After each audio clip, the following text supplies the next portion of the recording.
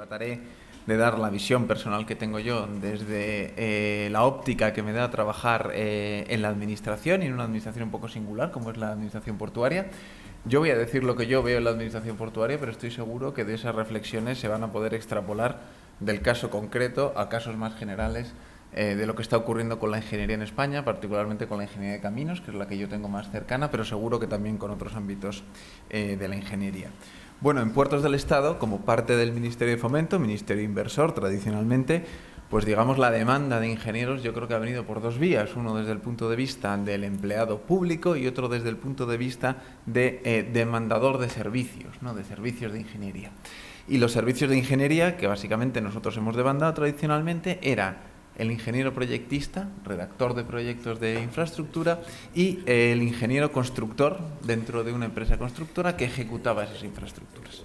En eso no nos diferenciamos en prácticamente nada de lo que puede ser otros organismos, otros departamentos del Ministerio de Fomento, como puede ser carreteras, como puede ser ferrocarriles, o del Ministerio de Medio Ambiente, obras hidráulicas, costas, etcétera. Es decir, organismos tradicionalmente inversores.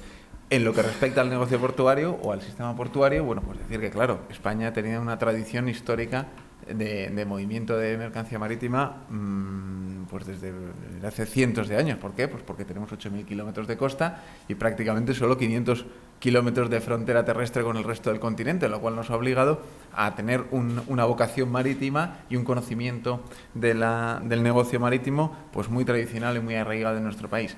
Pero es que durante los 10-12 últimos años, como se ha apuntado en anteriores intervenciones, yo creo que el salto que hemos dado en cuanto a la generación de nuestra capacidad y de nuestras infraestructuras, no solo en el ámbito portuario, sino en el ámbito, digamos, del conjunto del país en general, yo creo que ha sido espectacular y me atrevería a decirlo de histórico, ¿no? De histórico. Son tiempos que realmente los que hemos tenido la suerte de participar en ellos, recordaremos durante unos años bueno, pues como un periodo pues muy significativo en nuestras vidas profesionales, ¿no? Algunos datos del sistema portuario, pues fijaos, entre el año 2000 y el 2012 nosotros invertimos casi 11.000 millones de euros en inversión pública, seguida de otro tanto de inversión privada, ¿de acuerdo? En los puertos, es decir, prácticamente hemos hecho más de 20.000 millones en 12 años. Actualmente estamos cayendo a niveles más sostenibles en cuanto a nuestra capacidad de generación de recursos, porque los puertos se autofinancian en el entorno de los 500, 600 millones de euros, que tampoco está mal. Lo que pasa es que no hay que compararse con los momentos históricos. Y además esa inversión, yo no solo en cuanto a volumen, sino me gustaría transmitir también la idea de la singularidad técnica, al menos en el apartado portuario, y estoy seguro que en otros apartados, también como puede ser el ferroviario, con el plan de alta velocidad, etcétera, ha supuesto. En el mundo portuario nosotros nos hemos enfrentado a retos en estos últimos años que hace 20 años eran difíciles de creer. Por ejemplo, he visto viniendo aquí, tenemos en el tríptico de presentación del Congreso, pues he visto una foto del proyecto de Punta Langosteira, recién terminado. Bueno, el proyecto de Punta Langosteira ha sido un reto, yo diría que histórico, de la ingeniería marítima española, un dique de 3 y pico kilómetros de longitud a 40 metros de profundidad, coronado a la más 25 y sometido a oleajes de 15 metros de altura de ola significante, 27 metros de altura de ola máxima. Eso es, yo me atrevería a decir, récord del mundo, ¿no? No sé si hay alguna otra estructura que esté dimensionada con esos parámetros. Y cuando nos enfrentamos a este reto, había en el sector ciertas dudas de que este proyecto se pudiese llevar a cabo. Bueno, pues se ha llevado a cabo, se ha terminado y se ha terminado con éxito desde un punto de vista técnico. Pero es que además hemos fondeado cajones de grandes dimensiones en el puerto de Gijón a grandes profundidades con oleajes importantes en altura de ola en periodo. Hemos construido diques en Barcelona, 6 o 7 kilómetros de dique sobre, por lo menos, que conozcamos 100 metros de altura de fangos. O sea, retos de la ingeniería de los cuales hemos salido muy bien parados.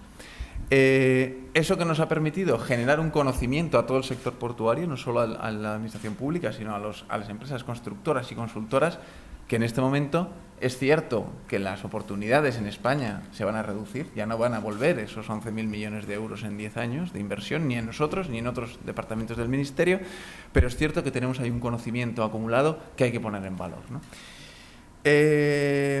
el reto está en garantizar la transmisión de ese conocimiento que hemos adquirido en los últimos años a futuras generaciones, y en ese sentido las escuelas tienen un papel muy importante, pero no solo las escuelas, también las empresas de ingeniería, de construcción, tienen, yo diría, la necesidad y la obligación de mantener ese conocimiento que hemos generado y que nos ha colocado, yo creo, en el primer plano de la ingeniería mundial, al menos desde el punto de vista marítimo. Yo, si digo que somos la mejor ingeniería mundial marítima, no sé si será demasiado, pero desde luego de las 3 mejores seguro, y que ninguno son peores que nosotros, también os lo aseguro, ¿no? Todo ese conocimiento tenemos que ser capaces en estos años que nos vienen, o en estos años que estamos pasando, de volcarlos, de pasar de ser, digamos, una amenaza, esta caída de la inversión, a pasar a ser una oportunidad. Y esa oportunidad, como se ha explicado antes reiteradamente, yo creo que es algo que vais a oír múltiples veces durante estos 2 días, pues se tiene que articular, entre otros caminos, a través de la famosa internacionalización, ¿no? Nuestras empresas, nuestros técnicos, yo creo que están perfectamente preparados y tenéis que poner en valor todo ese conocimiento en el mercado internacional, porque bueno, sabemos que aquí las oportunidades no van a ser las que fueron en el pasado. Y no solo, digamos, absorber conocimientos nuevos, sino que es evidente que tenemos que seguir avanzando en mejorar nuestro conocimiento a través de líneas de investigación, desarrollo, innovación, etcétera, etcétera. Bueno, estas reflexiones que yo trataría de que fuesen, o estoy tratando de que sean de alguna manera optimistas, ¿no? Y no pintar un panorama negro, que eso sería lo más fácil, ¿no? Estoy seguro que valen para otros campos de actividad de la ingeniería, no solo de la portuaria, no solo de la ingeniería de caminos, sino también de otros campos de la ingeniería, telecomunicaciones, industrial, etcétera, etcétera, ¿no? De hecho, y vuelvo otra vez a lo que yo más conozco, a la parte de la construcción y sobre todo a la construcción marítima. Bueno, hay empresas que se han dimensionado para estas puntas que hemos tenido en España, ¿no? No solo desde el punto de vista de su plantilla, sino también de sus medios, incluso técnicos, incluso de maquinaria. Y esos medios, las empresas pueden hacer 2 cosas: o cierran o los ponen en valor. Y esa puesta en valor requiere nuevamente oportunidades en el extranjero si no las va a haber en España. Bueno, pues todo eso es necesario ponerlo de manifiesto y es necesario verlo como una oportunidad y no como una amenaza. De todas formas, hemos hablado de infraestructuras, donde tradicionalmente los ingenieros pues nos sentimos más cómodos. Yo recuerdo cuando salí de la escuela y entré en Puertos del Estado, pues yo pensé que los puertos era construir diques, ¿no? Era construir diques y además que los diques prácticamente, si me permiten la analogía, eran un fin en sí mismos, ¿no? Bueno, pues no es así, no es así. Las infraestructuras y la ingeniería no es un fin en sí mismo, sino que están para otras cosas. Y eso lo aprendes en gran medida cuando entras en el negocio, en mi caso, pues en el negocio portuario, ¿no? Y ya si entras en ámbitos de gestión, pues la verdad es que el abanico de conocimientos y de actividades se amplía pues de manera exponencial, ¿no?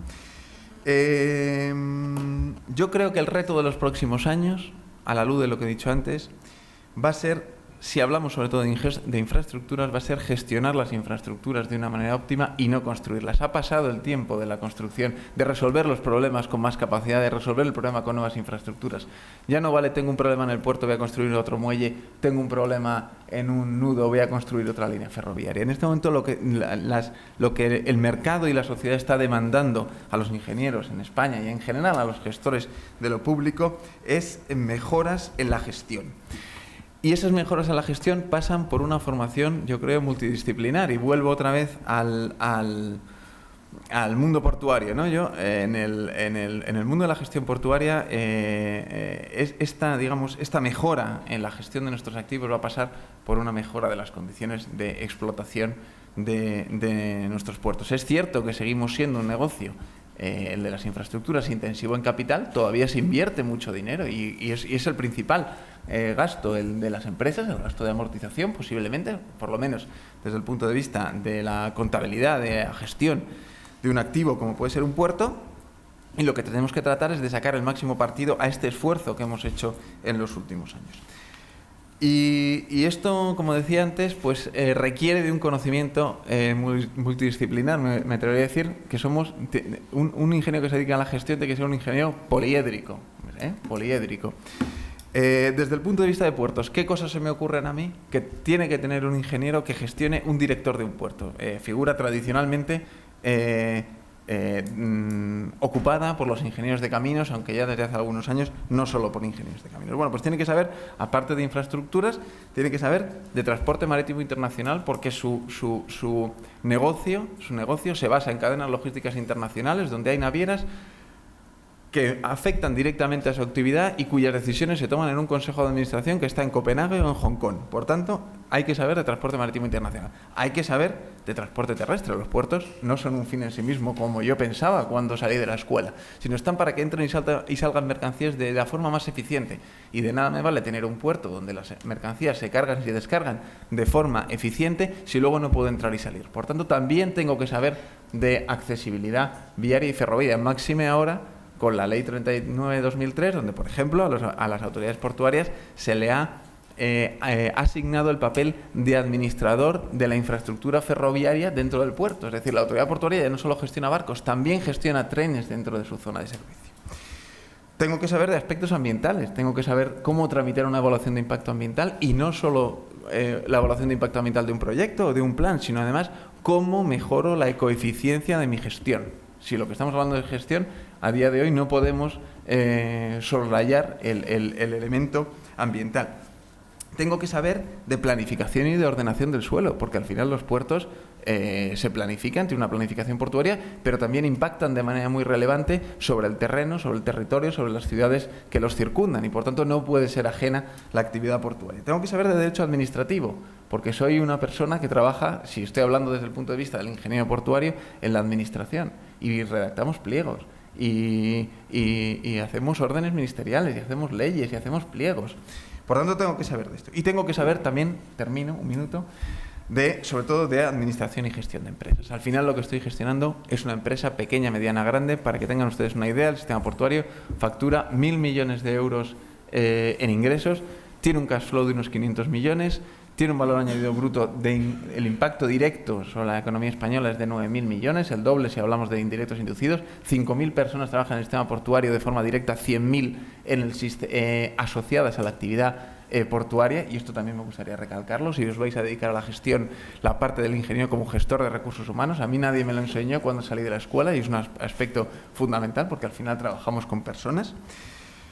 Y bueno, pues todas estas cosas os las cuento, es mi experiencia personal. Seguro que en vuestros campos hay otras muchas donde también impactan. No quiero asustaros, porque muchos pueden pensar, oye, pues yo no sé de todo esto, no me puedo dedicar a esto. No, simplemente quiero deciros que todos estos conocimientos en gran medida se adquieren con la experiencia. ¿Y cuál es la ventaja que tiene el ingeniero respecto de otras profesiones? Pues por lo que yo he podido ver en estos últimos años, que gracias a nuestra formación aunamos conocimientos técnicos con capacidad de asumir retos y competencias en otros campos distintos de nuestra actividad. Conozco a muchos ingenieros que han saltado la valla de la parte técnica a la parte de gestión, o a la parte, porque son capaces de asumir, o somos capaces de asumir, conocimientos en derecho, en administración de empresas, en economía, etcétera, etcétera. Pero conozco menos casos donde el salto se haya hecho en el sentido inverso. Es decir, un abogado no puede dar el salto a la parte técnica. Y entonces esa es una ventaja competitiva que tiene el ingeniero, y yo creo que tenemos que ponerla sobre la mesa y hacernos valer en ese sentido. Bien, muchas gracias. Muchas gracias.